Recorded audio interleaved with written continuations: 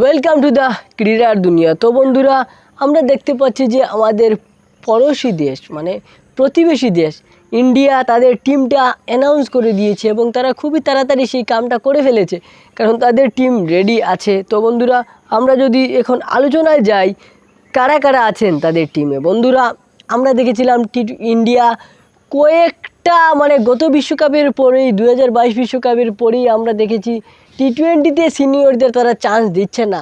জুনিয়ররা টি-20 খেলতেছেন বিভিন্ন সিরিজগুলা, দেশের সিরিজগুলা ঘরোয়া যে সিরিজগুলো হয় কিংবা বাইরে যেসব বিলেট্রিয়াল সিরিজ আছে সেগুলা কিন্তু খেলতেছেন তাদের পুচকে পুচকে ছেলেরা।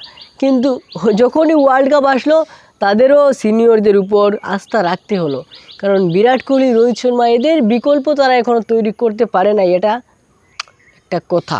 তো বন্ধুরা, আমরা যদি স্কোয়াডটা দেখি, মিস্টার রোহিত শর্মাকে তারা রেখেছে ক্যাপ্টেন হিসেবে এবং এখানে অবশ্যই এটা প্রশ্ন উঠে যায় যে তাহলে মুম্বাইয়ের টিমে হার্দিক পান্ডিয়া কেন ক্যাপ্টেন?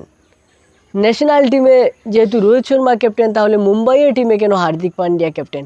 এখানে একটা প্রশ্ন থেকেই যায়, আর সেখানেই উত্তরটা হয়তো টিম ম্যানেজমেন্ট দিতে পারবে মুম্বাইয়ের, কিংবা তাদের মালিকরা হয়তো সেটার উত্তর দিতে পারবে।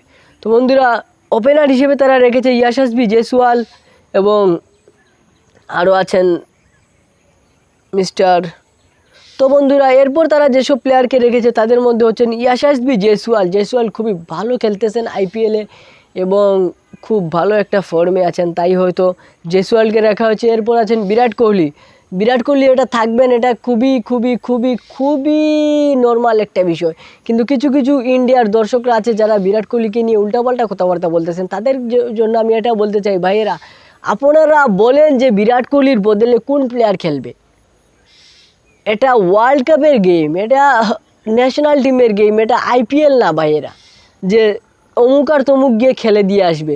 যতবার আপনারা সেই 2011 থেকে 2024 সাল পর্যন্ত যতবারই আপনারা বিপদে পড়েছেন, আপনাদেরকে বাঁচিয়েছেন কিন্তু বিরাট কোহলি। গত বছরে পাকিস্তানের সাথে একাই ম্যাচ জিতিয়ে দিয়েছিলেন, সেটা কি মনে নেই আপনাদের? কী খেয়ে এসব কথাবার্তা বলেন? তো বন্ধুরা, এরপর আছেন সূর্যকুমার যাদব। এটা খুবই সিম্পল, উনি থাকবেন। সূর্যকুমার যাদব আছেন, ঋষভ পান্ত আছেন, সঞ্জু স্যামসন আছেন, হার্দিক পান্ডিয়া সেই গুন্ডাটাও আছে, সাথে আছেন শিবম দুবে, রবীন্দ্র জাদেজা, অক্ষর প্যাটেল, কুলদীপ যাদব, যশবেন্দ্র চাহাল, আর্শদীপ সিং, জসপ্রীত বুমরা, মোহাম্মদ সিরাজ।